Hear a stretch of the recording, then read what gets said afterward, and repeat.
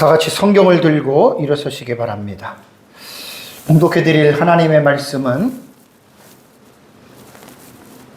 창세기 4장 16절에서 26절 말씀까지를 제가 봉독해 드리겠습니다. 이것은 하나님의 말씀입니다. 가인이 여호와 앞을 떠나서 에덴 동쪽 놋 땅에 거주하더니 아내와 동침함에 그가 임신하여 에녹을 낳은지라. 가인이 성을 쌓고 그의 아들의 이름으로 성을 이름하여 에녹이라 하니라. 에녹이 이랏을 낳고 이랏은 무흐야엘을 낳고 무흐야엘은 무드사일을 낳고 무드사일은 라멕을 낳았더라. 라멕이 두 아내를 맞이하였으니 하나의 이름은 아다요 하나의 이름은 실라였더라. 아다는 야발을 낳았으니 그는 장막에 거주하며 가축을 치는 자의 조상이 되었고 그의 아우 이름은 유발이니 그는 수금과 퉁소를 잡는 모든 자의 조상이 되었으며 실라는 두발 가인을 낳았으니 그는 구리와 쇠로 여러 가지 기구를 만드는 자요 두발 가인의 누이는 나아마였더라. 라멕이 아내들에게 이르되 아다와 실라여 내 목소리를 들으라. 라멕의 아내들이여 내 말을 들으라. 나의 상처로 말미암아 내가 사람을 죽였고 나의 상함으로 말미암아 소년을 죽였도다. 가인을 위하여는 벌이 700일째인데 라멕을 위하여는 벌이 77배1이로다 하였더라. 아담이 다시 자기 아내와 동침함에 그가 아들을 낳아 그의 이름을 셋이라 하였으니 이는 하나님이 내게 주신 가인이 죽인 아벨 대신에 다른 씨를 주셨다 함이며 셋도 아들을 낳아 그 이름을 에노스라 하였으며 그때의 사람들이 비로소 여호와의 이름을 불렀더라. 아멘. 네, 앉으시기 바랍니다. 오전 예배 시간에는 창세기 4장 1절에서 15절의 말씀을 가지고 제가 여러분들에게 말씀을 드렸습니다. 가인이 동생 아벨을 죽였죠. 그 이유는 하나님께 예물을 드렸는데 하나님께서 아벨과 그의 예물을 받으시고 자신과 자신의 예물을 받지 않음으로 말미암아 가인이 매우 마음에 심히 분이 찼다라고 말을 했죠. 그래서 결국 가인이 동생 아벨을 죽이는 최초의 살인자가 됩니다. 오전에 말씀드린 대로 가인이 아벨을 죽인 이 사건을 우리가 하나님의 나라 사상의 입장에서 보면 단순히 가인이 분노에 의해서 그냥 단순하게 그냥 홧김에 죽였다라기보다는 사단이 가인에게 충동질을 해서 사단이 사실은 동생 아벨을 죽이게 한 것으로 본문을 보는 것이 여러분 맞습니다. 왜냐하면 창세기 3장 15절의 여인의 후손에 대한 계시를 우리는 지난주에 제가 말씀을 드렸고요. 그 말씀을 의지해서 이제 후문맥이잖아요. 4장은 그 후문맥을 쭉 연결해서 볼 때는 충분히 그럴 만한 가능성이 있습니다.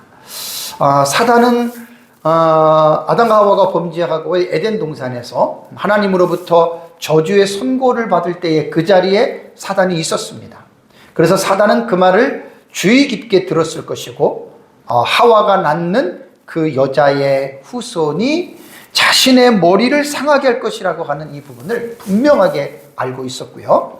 그래서 사단은 아담과 하와가 낳은 아들 중에 가인과 아벨, 4장에 나오는 두 남자 중에 아들 중에 사단이 봤을 때에는 가인보다는 아벨이 훨씬 더 신앙적이고 믿음적이고 이제 부모님 말씀도 잘 듣고 하나님을 섬기는 그 믿음을 보고 아마 사단은 가인보다는 아벨이 여인의 후손이 될 가능성이 있다라고 하는 이제 사단이 그렇게 생각을 했다라고 하는 것은 결코 틀리지 않습니다. 그래서 이제 가인이 아벨이 태어났고 가인도 태어났는데 사단이 충동질을 해서 자기가 먼저 이제 술을 쓴 거죠. 그래서 이제 아벨을 그렇게 끊게 했지만 결국은 그게 이제 하나님께서 이제 그 조금 전에 읽은 본문에도 나오지만 하나님께서 이제 아벨 대신에 셋을 주었다라고 하는 그 말씀이 거기서 이제 문제가 확 풀려나가는 거예요. 그러니까 성경은 어느 한 부분만을 봐서는 우리가 그 의미를 이해할 수가 없고요.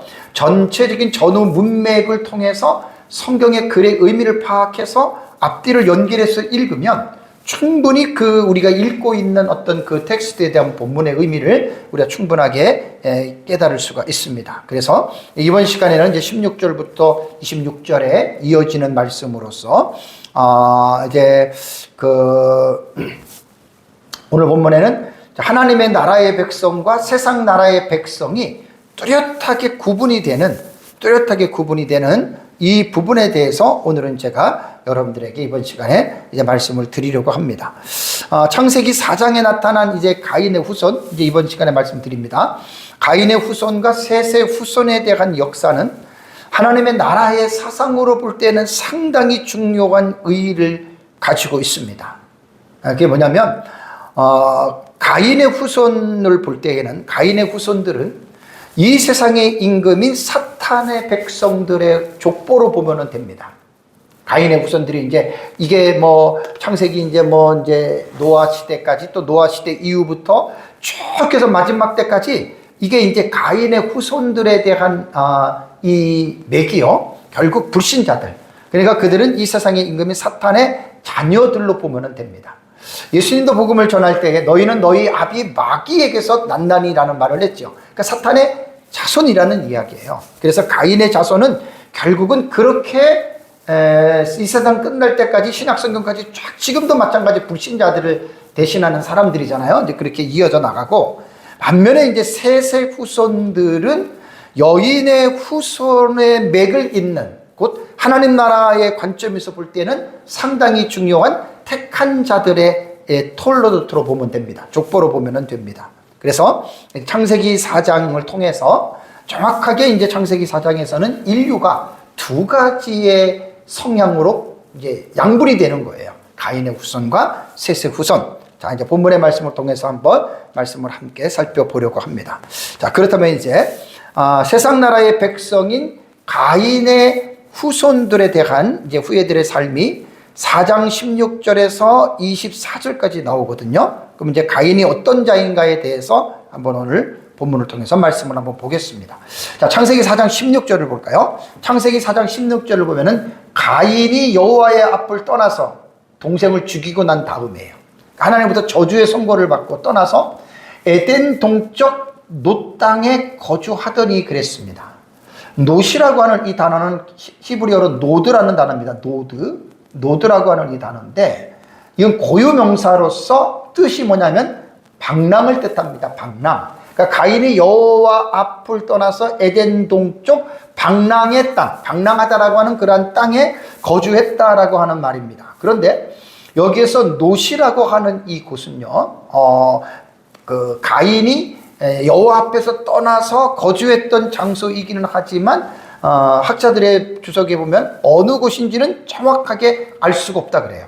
어느 곳인지는 정확하게 알 수는 없지만 어쨌든 놋 땅에 이제 가인이 이제 거주했고, 그다음에 이제 뒤에서도 지난 시간에도 말씀드린 대로 이제 가인은 방랑하는 삶을 이제 살아간다고 하는 것을 이제 본문을 통해서 알게 됩니다. 자, 이제 가인의 자손들이 이제 번성을 합니다. 자식이 자식을 낳죠. 자, 4장 17절을 볼까요?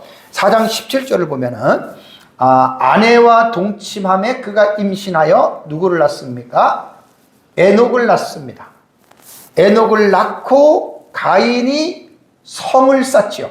성을 쌓다라고 하는 말은 뭐냐면 이제 자기네들이 살아가는 삶의 거주지를 보호하기 위해서 이제 그 자기가 살고 있는 그 주변에 성을 쌓다라는 거예요. 이제 침략자들에 의해서 보호하기 위해서. 그러나서 그 아들의 이름으로 성을 이름하여 에녹이라고 불렀다. 그러니까 에녹성이라는 말이에요. 에녹성.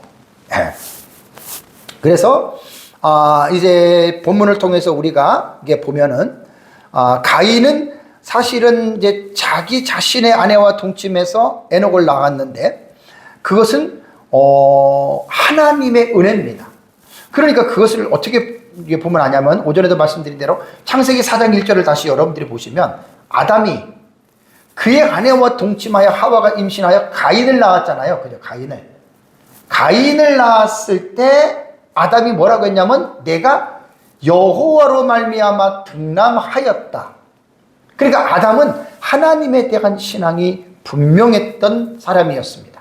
그러니까 자식을 낳고 나서 내가 자식을 낳지만 이것은 하나님의 은혜로 하나님이 내게 주신 자식이다. 그래서 아담은 그 이름을 가인으로 짓고 그 다음에 이제 아담은 그것으로 인해서 하나님 앞에 감상했는데 가인은 자기 아내와 동침해서 에녹을 낳고 아담처럼 여호와로 말미암아 등남했다라고 하는 그러한 말은 없습니다.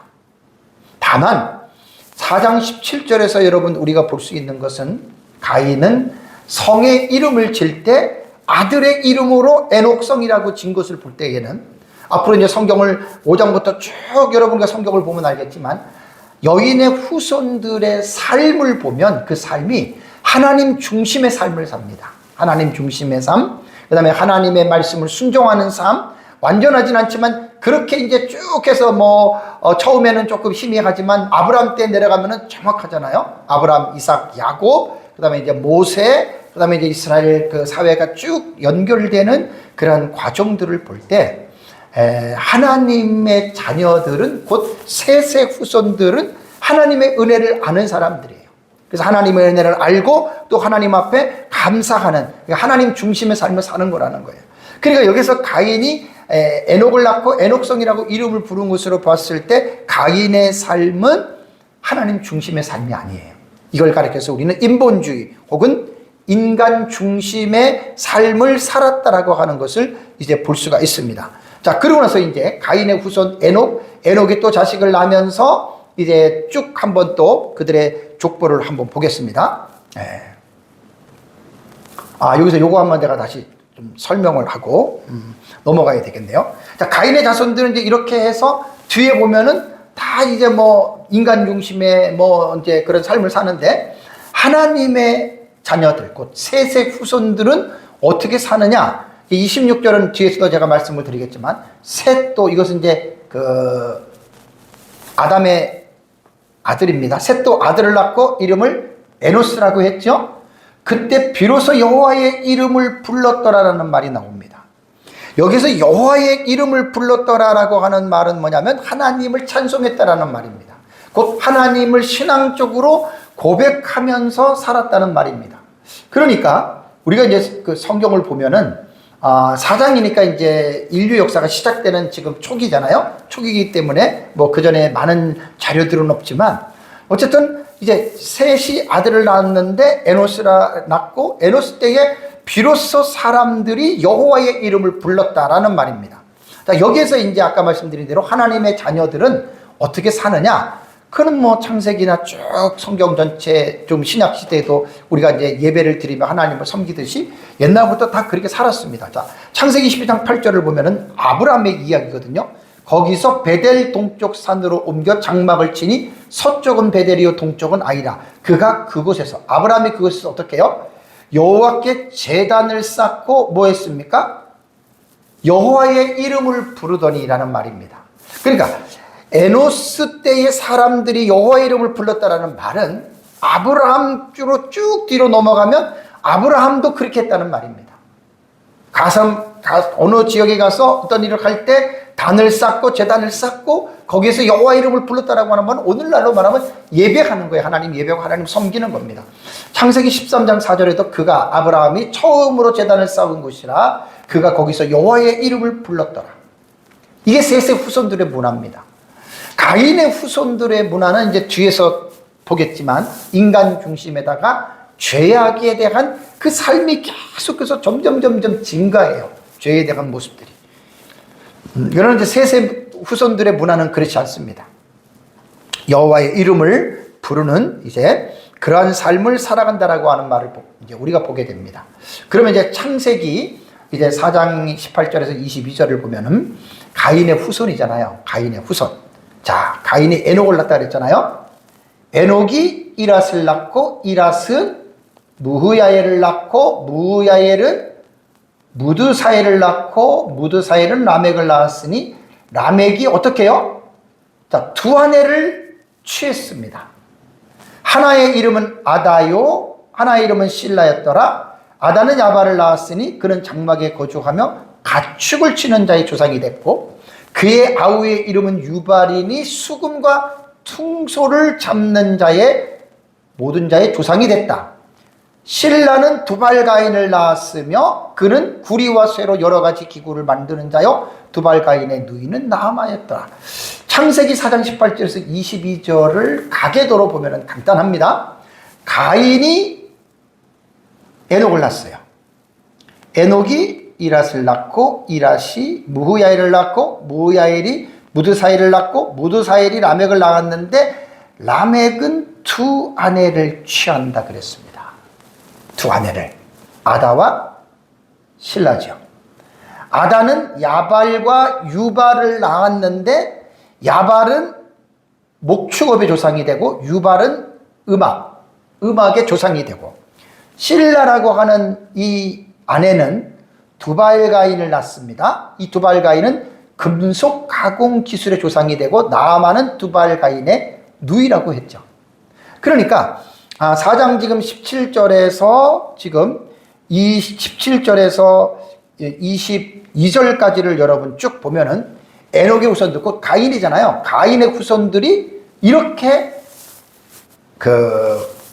후손들이 이제 번성을 합니다.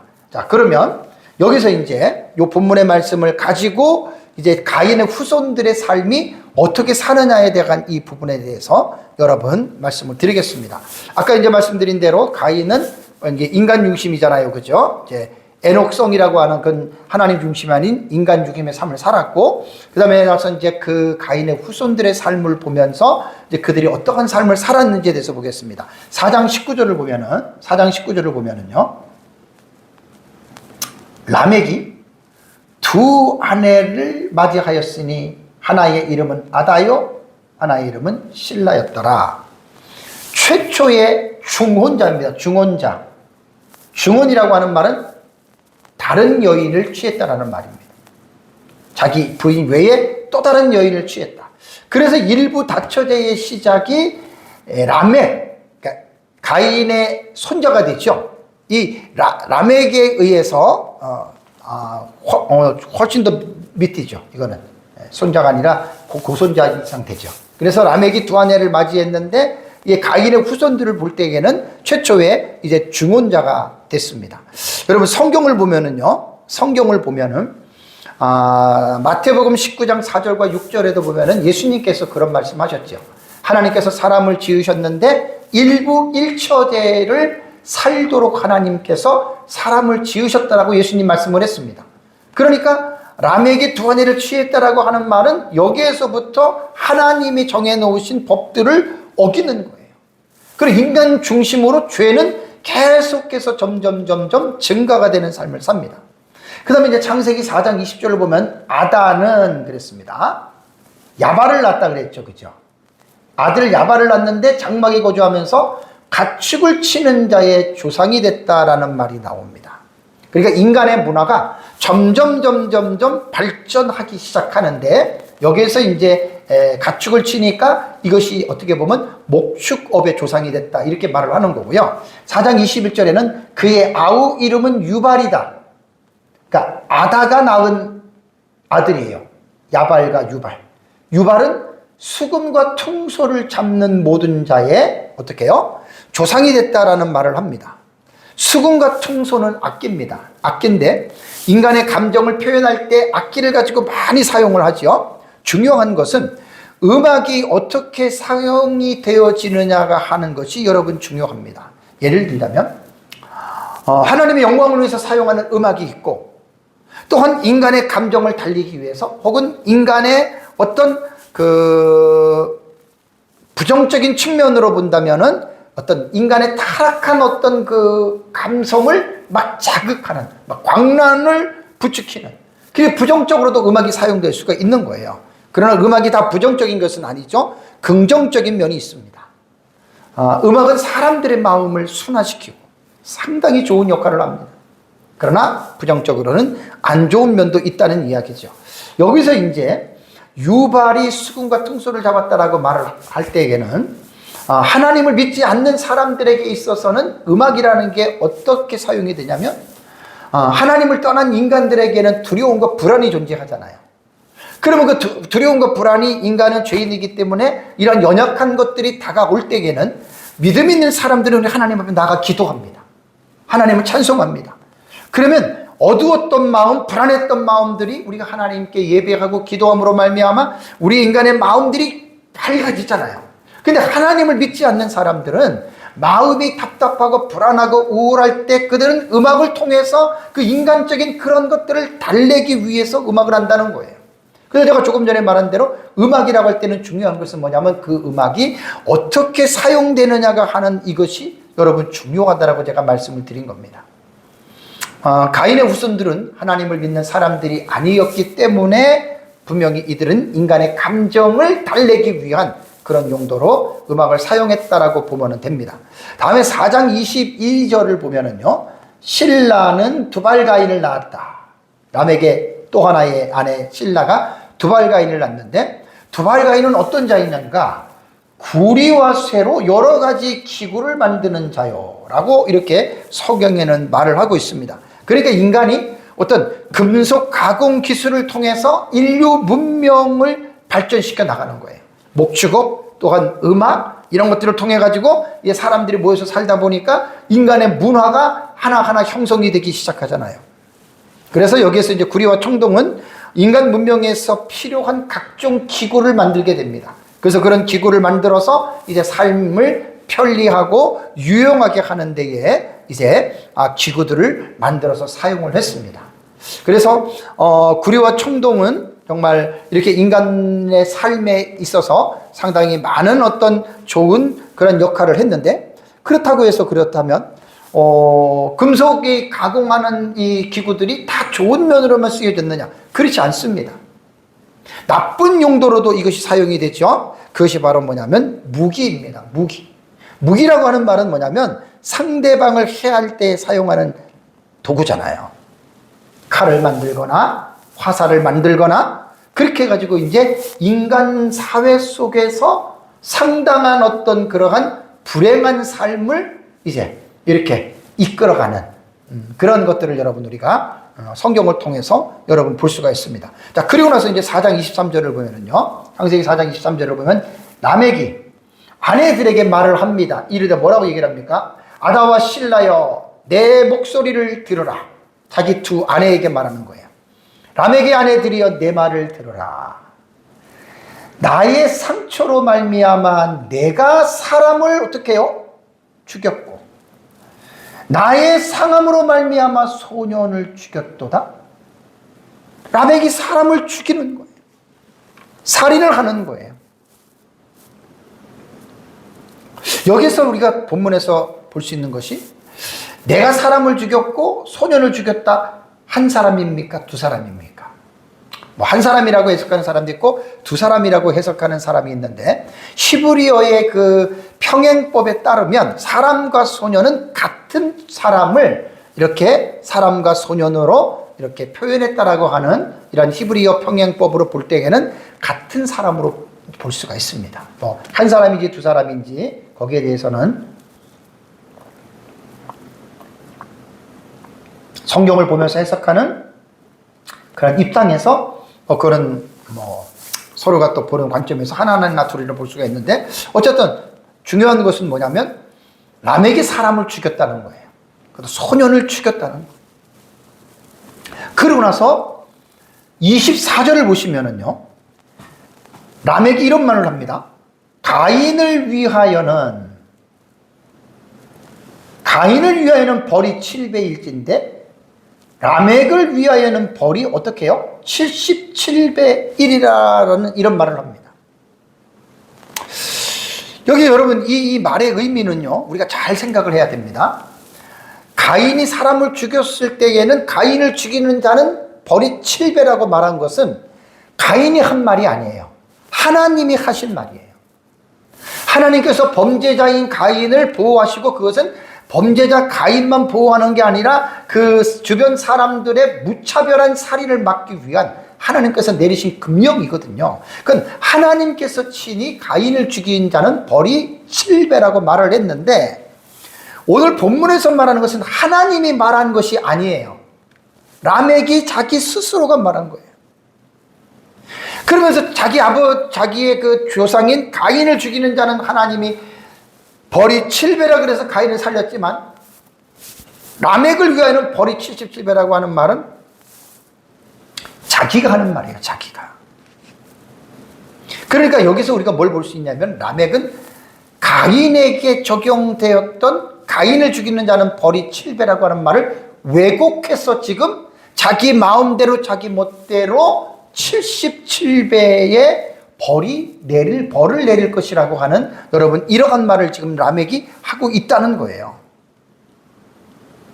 그러니까 사실 가인으로부터 시작된 살인은 이제 라멕의 때에 와서 또 살인이 일어나고 계속해서 인류 사회에는 서로가 서로를 죽이는 이러한 여러분 살인이 계속해서 여러분 이어진다라고 하는 것입니다. 그러면서 이제 우리 창세기 6장을 여러분 보시면은 노아 시대 때잖아요.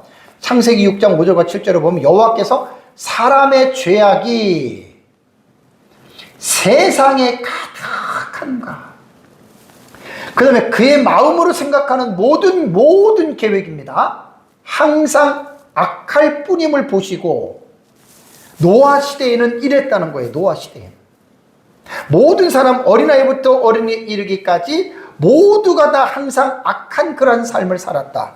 그래서 6절에 보면 땅 위에 사람 지으셨음을 한탄하사 마음에 근심하시고 이르시되 내가 창조한 사람을 내가 지변에서 쓸어버리되, 그래서 노아 시대 홍수로 물로 다 사람을 심판하신 겁니다. 그러니까 지금 가인부터 시작해서 가인의 후손들의 그 족보를 쭉 살펴보면 정말로 살인에다가 두한해를 취하는 것들이라던가 온갖 그러한 잘못된 그러한 죄들이 계속해서 이어지다가 노아 시대 때 가서는 노아의 가족에는 전부 다 어린아이부터 어른이 이르기까지 그렇게 타락의 길로 여러분 이제 들어섰다라는 말입니다. 그래서 여러분 가인이라고 말할 때, 가인의 후손이라고 말할 때에는 이 세상에서 하나님을 믿지 않는 사람들의 대명사를 말할 때는 가인의 후손이다라고 여러분 이렇게 말을 하는 거예요. 그래서 오전에도 여러분한테 말씀드린 대로 요한일서 3장 12절의 말씀을 보면은 사도 요한은 이렇게 말을 합니다. 신약시대 성도들에게 가인같이 하지 말라. 가인같이 하지 말라. 여기서 말하는 가인이 창세기 4장에 나오는 그 가인을 말하는 겁니다. 왜 가인같이 하지 말라 그러냐면 그는 악한 자에게 속했다는 말입니다. 가인은. 그러니까 악한 자라는 거예요. 악한 자이기 때문에 그 아우를 죽였으며, 그 어떤 이유로 죽였느냐? 자기의 행위는 악하고 그 아우의 행위는 의로움이니라. 그러니까 가인이라고 말할 때는 신약 시대에까지 내려와서 사도 요한이 요한 1서를 기록할 때에도 가인을 지금 들먹이잖아요. 가인을 들먹일 때에 이 가인은 바로 누구냐? 창세기 4장에 나오는 바로 그 가인이라는 말이에요. 그래서 신약 성경에는 가인에 대해서 3번 언급이 되더라고요. 유다서 1장 1절을 보면 화 있을진저 이 사람들이여 가인의 길에 행하였으며 라는 말이 나옵니다. 가인의 길에 행하였다라는 말입니다. 그러니까 그런 사람들은 화 있을진저, 그러니까 악인들을 말하는 거예요. 악인들.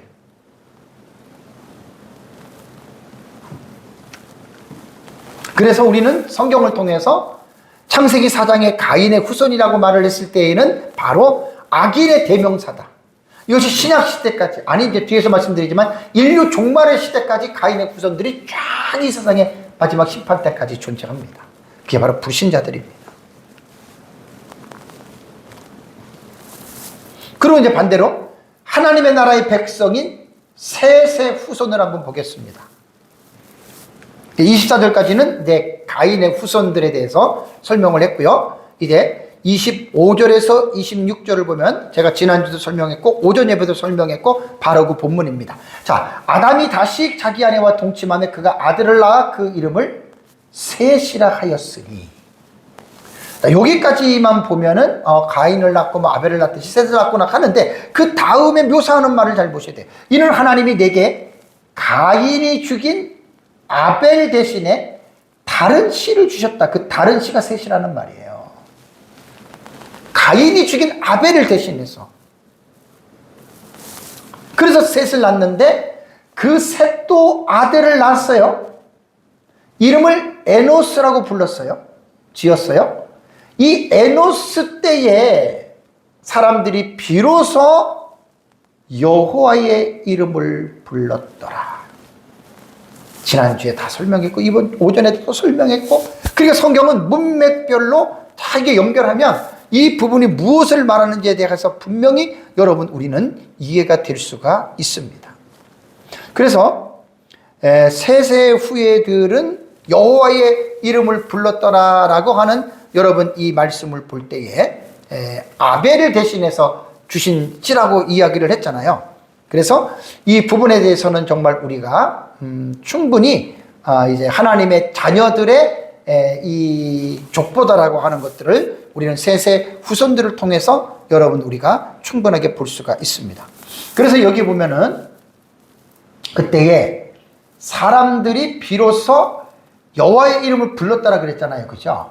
여기서 사람들이가 이게 이제 주어가 되는데 원문을 보잖아요. 사람들이라고 하는 주어가 없는 본문입니다. 히브리 원문에는 주어가 명시되어 있지 않아요. 그래서 히브리 원문을 직역하면 그때의 여호와의 이름을 부르기 시작되었다, 이렇게 직역이 됩니다. 그러니까 사람들이라고 하는 주어가 없다는 거예요. 근데 한국의 번역에는 그때의 사람들이라고 하는 주어를 집어넣었잖아요. 주어를 집어넣은 것은 번역하는 과정에서 문맥적으로 볼 때는 그 행위의 주체를 명확하게 하기 위해서 그때에 비로소 여호와 이름을 불렀더라 그러면은 주어가 명시되어 있지 않는 문장에는 그럼 누가 불렀어? 이렇게 생각할 수 있잖아요. 그래서 이제 한국어를 번역할 때에 바로 여기에서 이제 그 문맥상으로 볼 때에는 여호와의 이름을 부르는 대상들이 누구냐면 사람들이거든요. 그 사람들이 누구냐면은 에노스 때에 하나님을 믿는 사람들이 비로소 이제 거기서 하나님을 찬송하고 그렇게 있었다라고 하는 것이 본절에서 여러분 이렇게 말을 하고 있는 내용입니다. 그래서 이제 원문에는 주어가 없지만 우리말 성경에는 그 의미를 명확하게 하기 위해서 문맥상으로 볼 때는 사람들이라고 하는 주어를 집어넣어도 상관은 없어요. 그래서 이제 우리말에는 이제 이렇게 되었다. 그러니까 조금 전에 제가 가인의 후손들의 삶을 말씀을 드리고 지금 셋의 후손들의 삶을 지금 비교해서 말씀을 드리잖아요. 이 비교해서 말씀을 드릴 때 가인의 후손들은 세속적인 문화 속에서 향락주의와 난폭함에 빠져서 살아가는 여러분 그러한 사람들입니다. 그것이 이제 구약성경 전체를 통해서 신약시대 전체를 통해서 오늘에 이르기까지, 아니 세상이 끝날 때까지 하나님을 믿지 아니하는 사람들이 가인의 이 톨로도트의 라인에 쫙 포진이 된다는 거예요. 이런 면에서 창세기 4장은 우리에게 너무나 중요한 인간의 하나님 나라 백성과 세상 나라의 백성의 그 두 갈래로 갈라지는 이 부분을 창세기 4장에서 여러분 언급하고 있다라고 하는 말입니다. 그래서 이제 앞으로도 계속해서 이제 제가 이제 5장부터 쭉 나갈 때 여러분들에게 뭘 강조를 하냐면 하나님의 자녀와 세상 사람들을 무엇으로 알 수가 있느냐? 제일 중요한 게 뭔지 아십니까? 삶을 통해서 알 수가 있습니다. 물론 여기서 오해를 해서는 안 될 것이 선한 행위를 했기 때문에 구원받았다는 말은 아니에요. 구원받은 하나님의 자녀들은 삶이 선할 수밖에 없다. 이것이 구약 성경부터 나오는 변치 아니하는 여러분 진리입니다. 그래서 오늘날에도 뭐 구원받은 사람들, 믿음으로 구원받았으니까 삶을 별로 중요하게 생각하지 않는 사람들에게 있어서는 그 사람들의 성경을 잘못 보는 거예요. 시작하는 창세기부터 스타트하는 이 부분에 대해서 그들은 이해를 못했기 때문에 그렇게 엉뚱한 이야기를 하는 것입니다. 그래서 하나님의 자녀들, 그러니까 셋의 후손들과 가인의 후손들은 뭘 보면 아느냐? 결국 그들의 삶을 보면 알아요.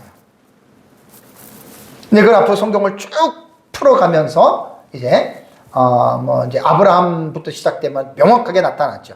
아브라함, 이삭, 야곱, 요셉, 그다음에 이제 이스라엘 백성들, 그다음에 이스라엘 백성들 안에서도 이제 모두가 다 어떤 믿고 그런 자가 아니라 잘못된 삶을 조명할 수도 또 있습니다.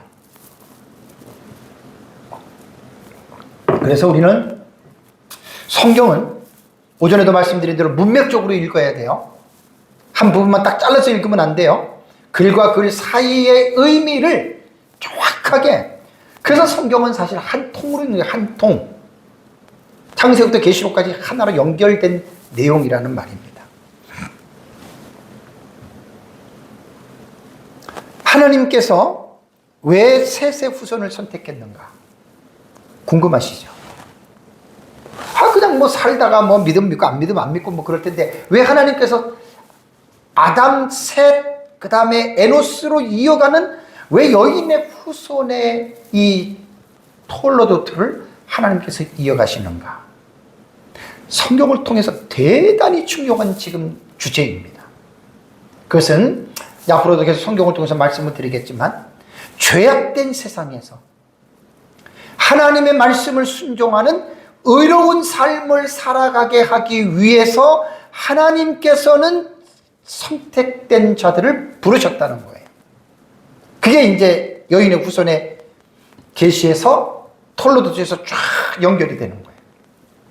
그걸 이제 우리가 구약 성경을 통해서 신약 성경을 통해서 좀 더 폭넓게 살펴보면 결국은 뭐냐? 하나님은 셋의 후손들을 통해서 이 세상에서 살면서 하나님의 나라를 많은 사람들에게 드러내기 위해서 하나님께서 자기 백성들을 선택했다는 말입니다. 왜냐하면 불신자들의 삶을 여러분 우리 주변에서 보면 알지 않습니까? 우리가 예수님 믿기 전에 우리들의 삶을 봐도 알지 않습니까? 우리가 하나님을 알았습니까? 우리가 하나님의 나라에 대해서 관심이 있었습니까? 전혀. 그러니까 하나님께서 세상을 창조하신 목적과 의도가 뭐라 그랬습니까? 하나님이 세상을 창조하신 것은 이 물리적인 세상 속에서 하나님의 나라를 드러내시기 위해서 하나님이 세상을 창조하셨다 그랬죠. 그래서 범죄 이전에 에덴 동산 자체가 하나님의 나라가 이 세상에 임해 있는 상태라 그랬단 말입니다. 그러나 에덴 동산은 완전한 하나님의 나라가 아니지만 그러나 하나님의 나라의 모델 하우스의 역할로서 범죄 이전에 에덴 동산만 보아도 하나님의 나라를 볼 수 있는 충분한 여러분 그러한 지식의 근거가 있었다는 말이에요. 근데 아담과 하와가 범죄함으로 인해서 에덴 동산에서 추방했다라는 말은 뭐냐면 하나님의 나라를 잃어버린 거예요. 빼앗겨버린 거예요. 쫓겨난 거예요. 그래서 하나님은 여인의 후손의 계시를 통해서 이 하나님의 나라를 다시 회복시키고 다시 되찾는 그것이 바로 여인의 후손이신 예수 그리스도로 말미암아 잃어버린 하나님의 나라를 예수 그리스도를 믿는 자들은 그 믿는 즉시 그 안에 현재의 하나님의 나라가 임하는 거예요. 그래서 예수님이 하나님의 나라가 여기 있다 저기 있다 말하지 말라. 하나님의 나라는 너희 가운데에 있다라고 말씀했고 내가 성령을 힘입어 귀신을 쫓아내는 것이면 하나님의 나라는 이미 너희 안에 임하였다라고 현재에 임한 하나님의 나라를 예수 그리스도께서 공생의 사역을 하시면서 그 하나님의 나라를 회복시켜 주셨다는 이야기입니다. 그래서 이제 우리가 가인의 후손들과 셋의 후손들은 세상 나라의 백성과 셋의 후손은 하나님 나라의 백성들이 이제 사장에서 갈려지는 거예요. 그러면서 이제 우리는 사장부터 쭉 성경을 이제 이 톨로도트 족보의 문제로 여러분 우리는 성경을 쭉 읽어 나가시면 정말 신약 시대에 우리 살던 때까지 이러한 모든 것들이 여러분 잘 이제 이루어져 나간다라고 하는 것을 여러분 우리는 이제 볼 수가 있습니다. 아담의 족보에 등장하는 셋. 아까 이제 말씀을 다시 상기하셔야 됩니다. 셋은 어떻게 태어났다 그랬죠? 누구를 대신해서? 가인이 죽인 아벨을 대신해서 셋을 하나님께서 주셨다는 거예요. 원래 이 셋 자리에 아벨이 들어가야 되는 거예요. 아벨. 가인이 죽였잖아요. 그리고 셋의 아들 에노스가 나오고 게난이 나오고 마할랄렛, 야레, 에셀 야렛입니다. 에녹, 무드셀라, 라멕, 노아. 이것이 아담의 10대 손입니다. 10대. 노아가 10대 손입니다. 10번째 자손입니다. 그러고 나서 이제 노아의 세 아들을 통해서 인류가 다시 번성하잖아요. 셈으로 시작해서 아르박삿, 셀라, 에벨, 벨렉, 루, 스룩, 나홀, 데라, 아브라함. 셈으로부터는 10대지만 아담으로 볼 때는 20대가 됩니다. 20대. 이게 여인의 후손을 잇는 여러분, 이게 맥이라는 거예요. 지난주에 제가 창세기 3장 15절에 원시복음에 나타난 하나님의 나라라고 하는 제목을 가지고 설교를 했죠. 정말 창세기 3장 15절 너무 중요한 내용이기 때문에 그 창세기 3장 15절에 기록된 이 말씀의 의미를 교회를 다니시는 분들은 정확하게 의미를 알고 있어야 됩니다. 조금 어렵지만 그래도 계속해서 듣고 창세기 3장 15절이 무엇을 하나님이 우리에게 교훈하고 있는지를 분명하게 알아야 돼요. 자, 그러면 이제 창세기 3장 15절에 지난주에는 그냥 이 중간을 다 빼놓고 그냥 끝까지만 결론과 결론까지만 얘기를 했는데 이번 시간에 꼭 좀 더 자세히 해볼게요. 자, 아담부터 시작해서 노아까지가 10대예요. 노아의 후손인 셈부터 시작해서 아브람까지가 10대예요. 그러니까 아담부터 아브람까지는 20대의 기간입니다. 제가 한 15년, 6, 7년 전에 성경을 연구하면서 요 아담부터 셋까지 아브람까지 제가 다 계산기를 갖다 놓고 계산을 해서 제 나름대로 도표를 좀 만들어 놓은 게 있어요. 다음 주에는 그걸 좀 해서 여러분들한테 보여드릴 텐데 놀랍게도 아담부터 시작해서 아브람까지가 아브람이 주전 2166년의 출생입니다. 이건 확정연대입니다. 확정연대. 그러니까 모든 신학자들이 아브람까지는 모두가 다 확실한 연대라고 인정을 합니다. 아브람 이전에 데라와 나홀로 올라가면서부터는 연대기가 확정이 되지를 않아요. 그래서 여기서 이제 사람들이 지난번에 제가 창세기 브레시트에 대해서 시작에 대해서 설교를 하면서 그때 그 연계형에 대해서 한번 절대형과 연계형에 대한 설교를 한 적이 있죠. 그게 연계형으로 보면은 태초에 하나님의 천지를 창조하시니라. 그다음에 땅이 혼돈하고 할 때 그 창세기 1장 3절에서 그 명사를 연계형으로 보면은 재창조설이라고 하는 것을 신학이 나왔다 그랬죠. 그죠? 그럼 우리는 절대형으로 보기 때문에 재창조가 아니라 창세기 1장 1절에는 처음 창조고 1장 3절에도 처음 창조를 이어가는 거예요. 근데 학자들이 그것을 문법적으로 브레시티를 그 연계형으로 해석을 하면은 이제 거기에 재창조설 1장 1절에는 처음 창조고 1장 3절은 재창조설인데 2절에서 땅이 혼돈하며 공허하며 흑암이 깊음 위에 있고 이것이 이제 그 일반 진화론자들이 말하는 그 오랜 시간을 거기다가 집어넣는다 그랬잖아요. 아닙니다. 창세기 1장 1절에서 그 이후의 문맥을 우리는 절대형으로 해석을 하기 때문에 연계형으로 안 봅니다. 그렇기 때문에 처음 창조로 우리는 창세기 1장 전체를 처음 창조로 본다라고 하는 겁니다. 그래서 놀랍게도 제가 아담부터 시작해가지고 아브람까지를 계산을 쫙 해보니까 제가 본 관점에는 중간에 어디가 이렇게 비었다라는 것들을 찾아보지 못했어요. 그래서 이제 제가 내린 결론은 구약의 역사는 한 길어야 한 4100년? 이게 이제 학자들마다 달라요. 옛날에 구약학 그 보수주의자들 같은 경우는 창조 연대를 보통 4100년 정도로 봤거든요. 나는 제가 직접 연구를 해봤기 때문에 나는 그 연대설에 충분히 동의를 하고 전 개인적으로 그렇게 봅니다. 그러나 이제 일부 많은 학자들은 그렇게 안 보죠. 이 아브람까지 20대에 뭔가가 모르지만은 기간이 이렇게 정할 수 없는 그런 기간들이 있다. 그러니까 이제 이런 것들 때문에 이제 신학적인 문제가 되는 거예요. 제가 볼 때는 그렇지 않아요. 다음 주에 제가 아담의 톨로도트 할 때 요 연대를 한번 제가 쫙 설명을 해 드릴게요. 아담부터 아브람까지.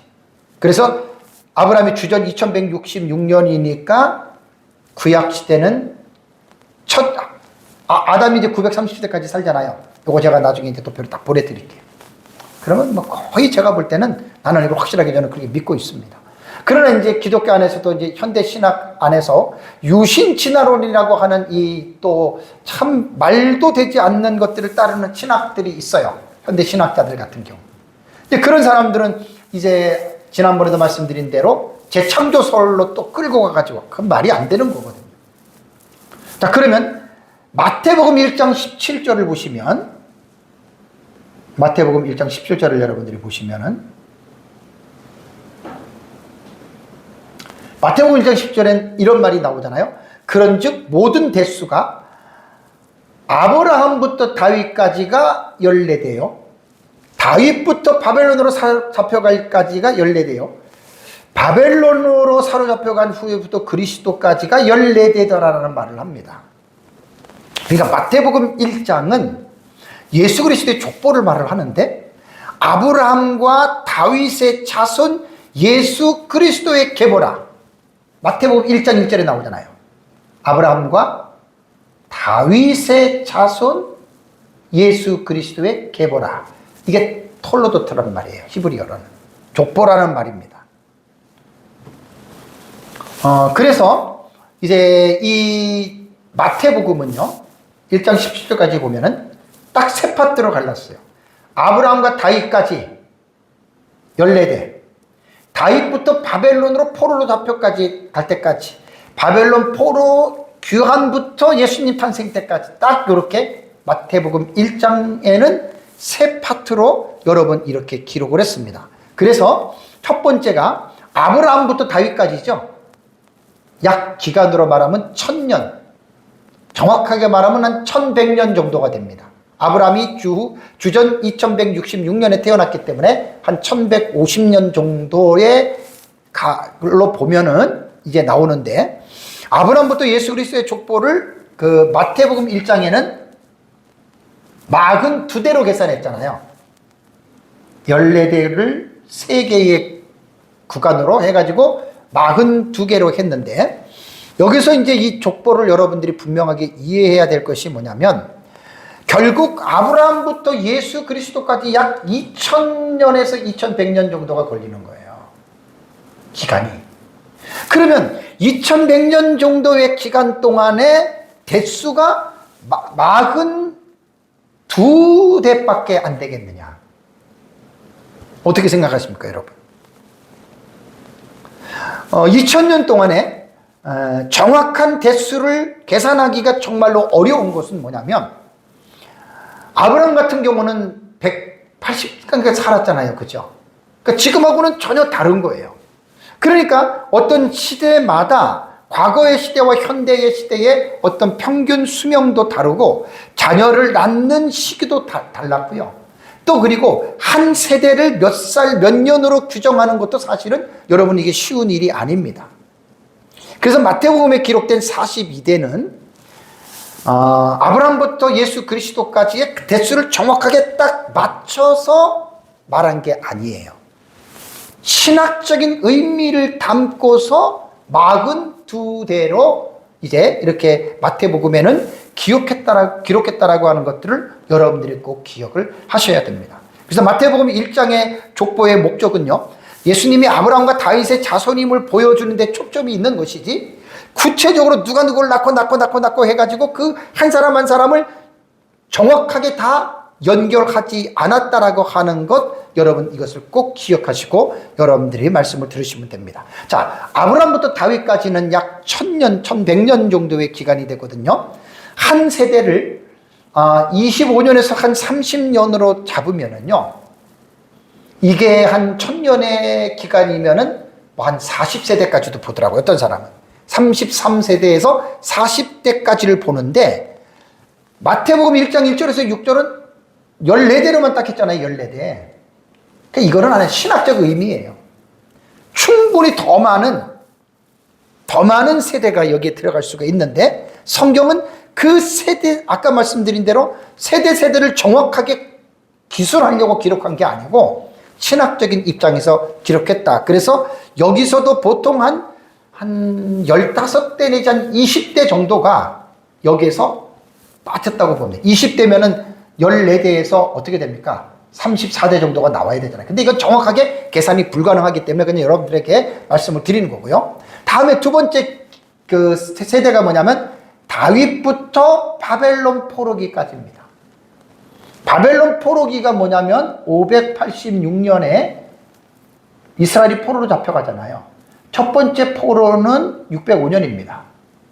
두 번째는 597년입니다. 바벨론으로 포로기까지 보면은 다윗부터 바벨론 포로기까지는요, 약 500년 정도의 기간이 걸립니다. 500에서 한 550년 정도? 다윗이 주전 1000년에 출생했고, 그 다음에 이제, 960년에 다윗이 또 이제 뭐 왕이 되는 뭐 그렇게 쭉 그런 연대가 나가잖아요.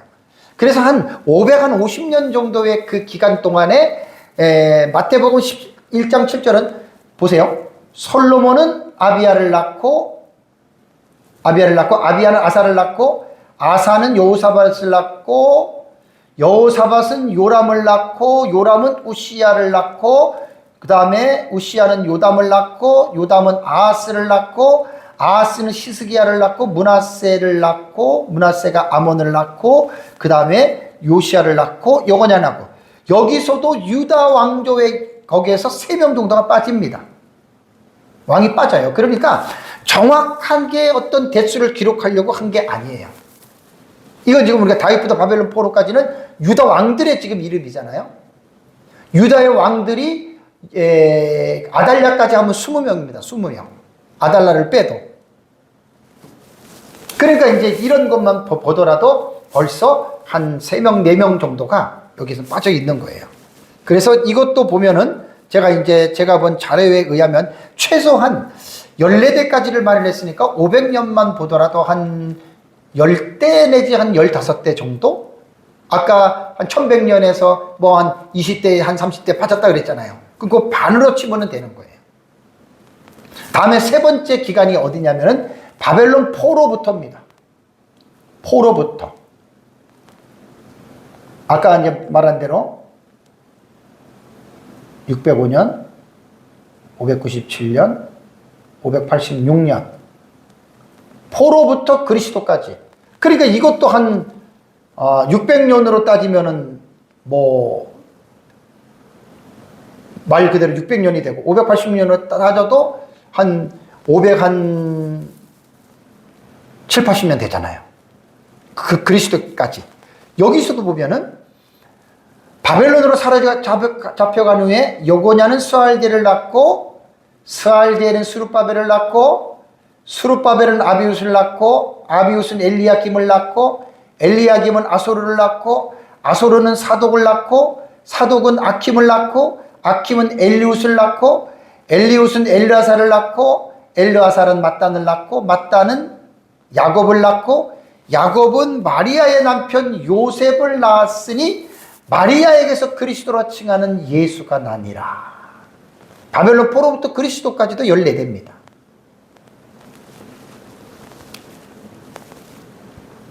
이 부분도 약 500에서 600년 정도의 기간이 해당이 되니까 아까 앞에서 말씀드린 대로 한 10대에서 15대 정도.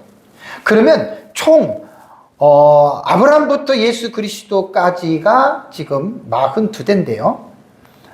거진 한 30대 내지 40대를 더 플러스를 해야 돼요. 왜? 약 2100년 정도? 2100년 정도의 세대를 볼 때는 한 80세대 이상이 되어야 됩니다. 그래서 제가 여러분들에게 말씀을 드린 대로 어쨌든 뭐 누가 누구를 낳는 그것을 정확하게 명시하려고 족보를 기록한 것이 아니다라고 하는 것 여러분들이 꼭 기억을 하셔야 됩니다. 중요한 것은 뭐냐면 창세기 3장 15절에 게시된 여인의 후손은 아담이 낳은 자손들 가운데에 어떻게 해요? 여럿을 말하는 게 아니에요. 그러니까 아브라함부터 시작하면은 지금 마태복음의 그 대수로 볼 때는 42대에 나오는 이름들이 있잖아요. 이렇게 여럿을 말하는 게 아니에요. 뭐 한 40대 빠졌다 하더라도 80대 여럿을 말하는 게 아니라 갈라디아서 3장 16절 또 다시 보겠습니다.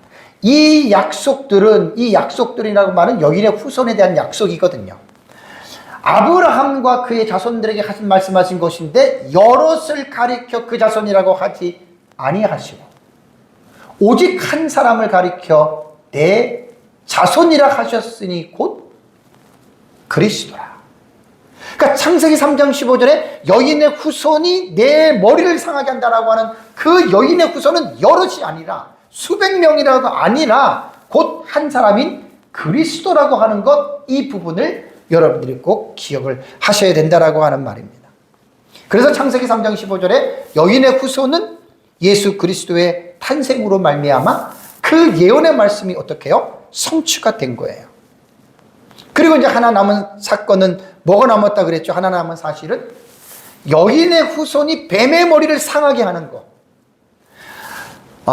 뱀이 여인의 후손의 발꿈치를 상하게 하는 것은 예수님의 십자가의 죽으심으로 그렇게 학자들이 거의 다 해석을 하니까 그건 문제가 없습니다. 다만 여인의 후손이 뱀의 머리를 상하게 하는 사건이 메시아적인 해석은 맞지만 초림이냐 재림이냐, 무천년은 초림으로 보고 전천년은 재림으로 본다는 것. 그래서 여인의 후손이 사탄의 머리를 상하게 하는 것은 요한계시록 20장 10절에 마귀를 유황불 붙는 지옥으로 집어던지는 것이 바로 여인의 후손이 사탄의 머리를 상하게 하는 사건이라고 그렇게 본다라고 여러분, 우리 전천년 입장에서 보는 부분에 대해서 여러분들에게 제가 이제 말씀을 드렸습니다.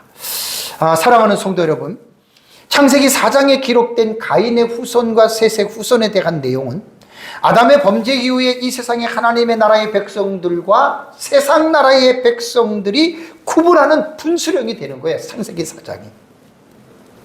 그래서 창세기 4장만으로 볼 때에는 가인의 후손, 가인과 셋의 후손이 나누어지는 것이 하나님의 나라의 백성과 세상 나라의 백성으로 구분된다는 말에 선뜻 동의하기가 쉽지 않을 겁니다.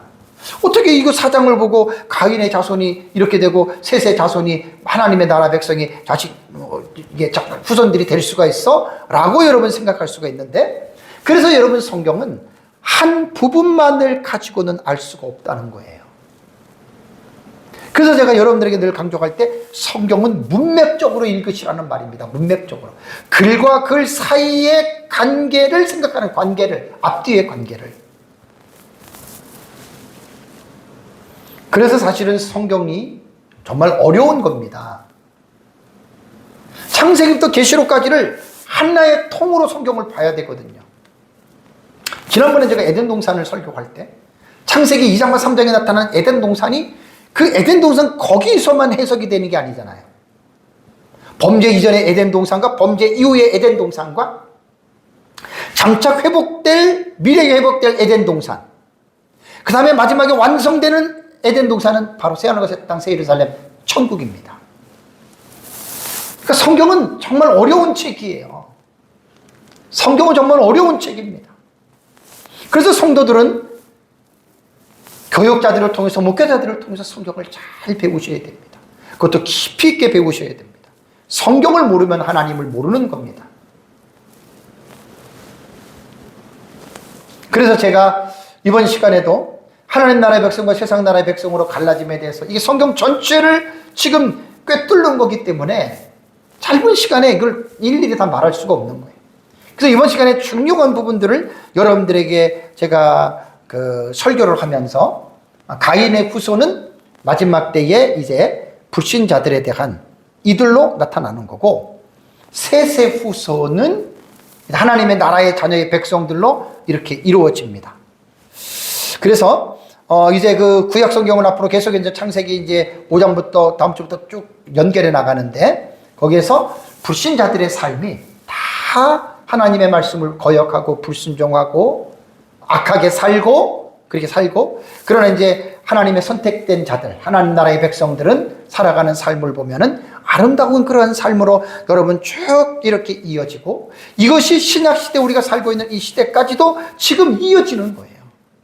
그래서 하나님을 믿지 않는 사람들은 누구냐? 그 사람들을 볼 것 없이 가인의 후손들의 계열에 있는 사람들입니다. 오늘 우리처럼 예수님을 믿고 하나님을 믿는 우리는 셋의 후손들의 계열이에요.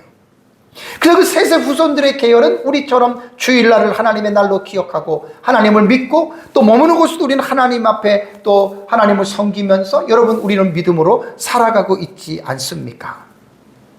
그래서 셋의 후손들은 하나님 중심, 하나님의 영광을 위해서 살아가는 자들이 이제 셋의 후손들이고, 하나님을 믿지 않고 자기 마음대로 살아가는 사람들이, 그들은 바로 누구냐면 그들이 바로 불신자들이다. 그래서 계시록 13장 8절을 보면 인류 마지막 시대에 이렇게 나타납니다. 결론은 죽임을 당한 어린 양의 생명책에 창세 이후로 이름이 기록되지 못하고 이 땅에 사는 자들은 다 그 짐승에게 경배하리라. 그러니까 생명책에 기록된 자가 셋의 후손들입니다. 이들은 짐승 곧 적그리스도에게 경배하지 않고, 또 계시록 13장 10절을 보면 사로잡힐 자는 사로잡혀갈 것이요 칼에 죽을 자는 마땅히 칼에 죽을 것이니 성도들의 인내와 믿음이 여기 있느니라. 인류 마지막 종말의 시대에는 순교의 시대가 옵니다. 신앙 때문에 많은 사람들이 죽음의 위기가 오고, 그래서 계시록 14장 12절에 성도들의 인내가 여기 있나니 그들은 하나님의 계명과 예수에 대한 믿음을 지키는 자리라. 자, 어쨌든 이렇게 해서 인류 마지막 시대 전체가 마무리된다라고 하는 사실을 잘 기억하시면서 오늘은 하나님 나라 백성과 세상 나라의 백성이 사장에서 가인의 후손과 셋의 후손으로 구분이 되면서 인류 마지막 때까지 이렇게 간다는 걸 잘 기억하고, 우리는 셋의 후손으로서 하나님을 섬기고 하나님을 영화롭게 하는 이러한 복된 삶을 살아가시기를 주님의 이름으로 축복합니다. 우리 다 같이 함께 기도하겠습니다.